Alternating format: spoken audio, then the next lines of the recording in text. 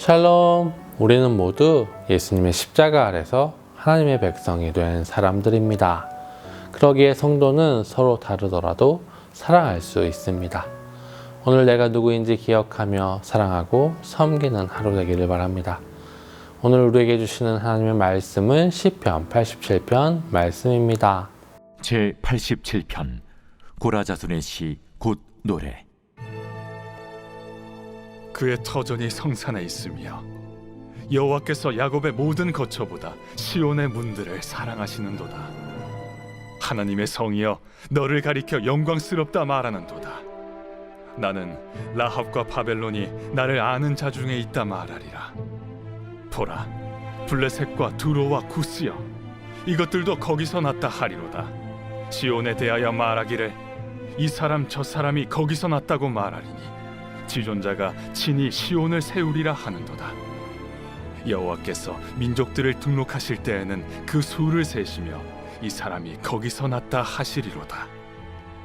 노래하는 자와 뛰어노는 자들이 말하기를 나의 모든 근원이 내게 있다 하리로다. 하나님께서 세상을 창조하시고 사람을 만드셨습니다. 그리고 사람을 특별히 에덴에 두시고 사람들을 만나셨습니다. 에덴은 이 세상에서 하나님의 임재의 장소이고 하나님과 함께 하는 곳입니다. 그러나 사람은 하나님을 거부하였고 하나님을 떠났습니다. 하나님께서 명령하신 그 명령을 무시하고 스스로 하나님처럼 되고자 한 것입니다. 결국 자신의 생각대로 살려는 사람은 에덴에서 쫓겨나게 되었습니다. 하나님과 멀어져 버린 사람은 하나님께서 없는 세상 속에서 죄로 말미암은 고통과 아픔을 겪으며 살아야 했습니다. 하나님께서 보시기에 심히 좋았더라고 말씀하셨던 이 세상은 완전히 변하여 타락하게 된 것입니다. 하지만 하나님의 사랑은 끝나지 않았습니다. 여전히 사람들을 향하고 계셨습니다. 하나님은 이 세상을 없애버리고 새롭게 창조하지 않으셨습니다. 하나님은 오히려 이 세상을 다시 회복하려고 하셨습니다. 사람은 하나님을 떠나 에덴을 잃었지만 하나님께서는 그 사람을 다시 찾아가셨고 그들에게 다시 에덴을 주시려고 하셨습니다. 하나님께서 다시 허락하신 에덴은 바로 성막과 성전에서 시작됩니다. 아브라함을 선택하시고 그에게 자손을 주어 성전을 짓게 하셨습니다.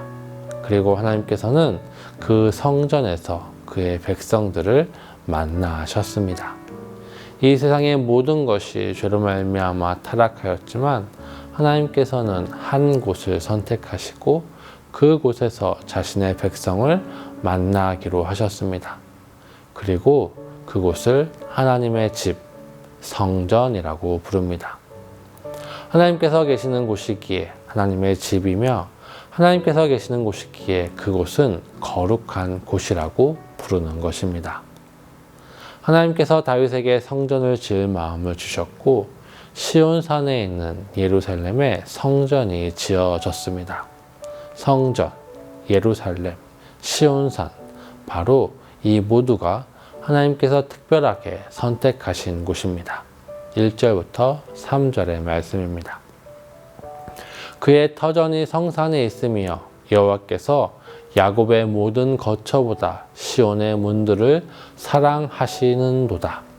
하나님의 성이여 너를 가리켜 영광스럽다 말하는도다.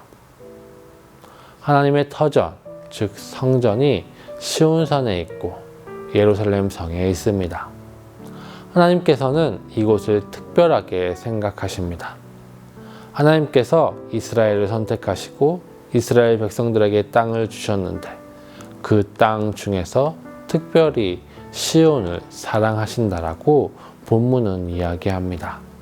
그 이유는 그곳이 하나님께서 자기 백성 가운데 거하시기 위해 특별하게 선택하신 곳이기 때문입니다. 그렇기에 시온이 영광스럽고 시온산에 세워진 그 도시 예루살렘도 영광스럽습니다. 이 시를 계속해서 살펴보면 하나님의 영광과 거룩함이 성전에서 성전 밖으로 계속 확장되고 있음을 알게 됩니다.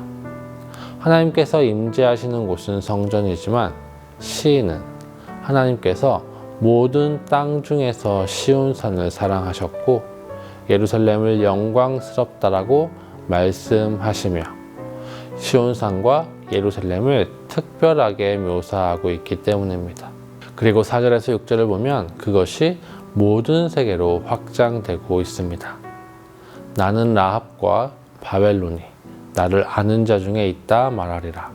보라, 블레셋과 두로와 구스여 이것들도 거기서 났다 하리로다. 이 말씀대로 이집트, 바벨론, 블레셋, 두로, 에디오피아 등 하나님을 모르는 여러 민족과 나라들이 예루살렘 출신이 된다라고 말합니다. 여기서 라합은 신화적인 괴물의 이름으로 성경에서 이집트를 비유할 때 많이 사용되는 단어입니다. 즉, 이 구절은 예루살렘에서 태어난 사람이 이방 땅으로 간다는 것이 아니라 이방의 많은 민족들이 이제 하나님의 백성이 되었다는 것을 보여주는 이야기입니다. 심지어 이들 중에 이집트, 바벨론과 같이 이스라엘을 억압하고 블레셋과 같이 이스라엘과 항상 치고받고 싸웠던 나라들, 즉 원수 같은 민족들이라는 것입니다. 그들도 이제 하나님의 백성이 될 것을 시인은 노래하고 있는 것이죠. 하나님의 임재와 영광이 이스라엘뿐 아니라 모든 민족에게 확장될 것입니다. 하나님의 영광이 이 작은 성전에서 머무르는 것으로 끝나는 것이 아니라 예루살렘 도시로, 시온산으로, 이스라엘 전체로, 그리고 열방으로 확장될 것입니다. 하나님의 나라, 하나님의 구원이 단순히 이스라엘, 즉 아브라함의 자손만 누리는 것이 아니라 모든 민족이 누리게 될 것이라는 것입니다. 그것이 가능한 이유는 5절에 나타납니다. 시온에 대하여 말하기를 이 사람 저 사람이 거기서 났다고 말하리니 지존자가 친히 시온을 세우리라 하는도다. 열방이 하나님의 백성이 되는 이유는 지존자가 시온을 세우셨기 때문입니다. 사람이 세운 성전이 아니라 하나님께서 직접 세우신 성전으로 인해 원수였던 이들도 하나님의 백성이 될 것입니다. 이 시온은 무엇을 뜻하는 것일까요? 요한복음 2장 21절과 4장 21절을 보면 이는 예수 그리스도를 뜻하고 있습니다. 먼저 요한복음 2장 21절을 읽겠습니다. 그러나 예수는 성전된 자기 육체를 가리켜 말씀하신 것이라. 계속해서 4장 21절입니다. 예수께서 이르시되 여자여 내 말을 믿으라. 이 산에서도 말고 예루살렘에서도 말고 너희가 아버지께 예배할 때가 이르리라. 예수님은 예루살렘 성전을 정결케 하시면서 이 성전을 헐면 3일 만에 다시 세우시겠다고 말씀하셨습니다.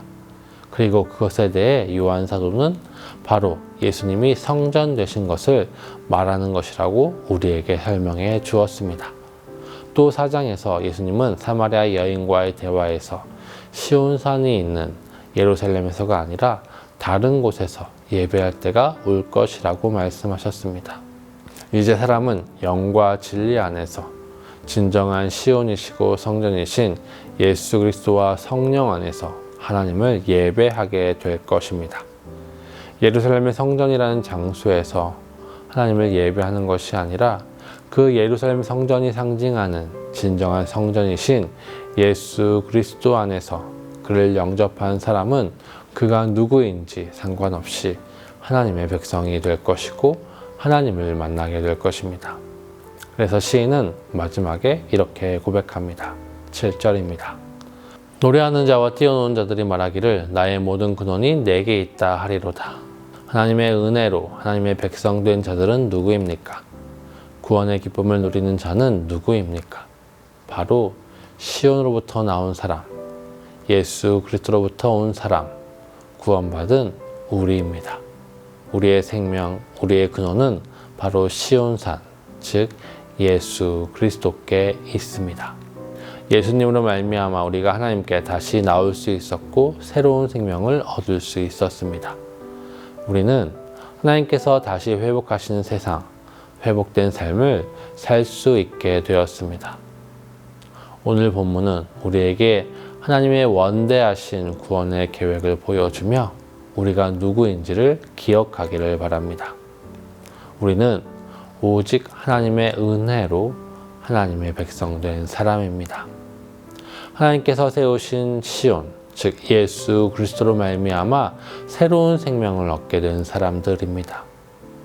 이전에 하나님과 원수였고 우리끼리도 원수였지만 예수님으로 말미암아 새로운 생명을 얻었습니다. 우리에게 차별이 없는 영원한 사랑과 구원이 있습니다. 오늘 내가 누구인지, 내가 어떻게 구원받은 사람인지를 다시 한번 기억하기를 원합니다. 그리고 오늘 하루 우리의 삶이 구원받은 사람처럼, 하나님의 사랑을 받은 사람처럼 서로 사랑하며 정의를 행하며 사시기를 바랍니다. 또한 하나님께서 우리에게 새 생명 주셨다는 사실을 기억하며 기쁨으로 누리시기를 예수 그리스도의 이름으로 소망합니다.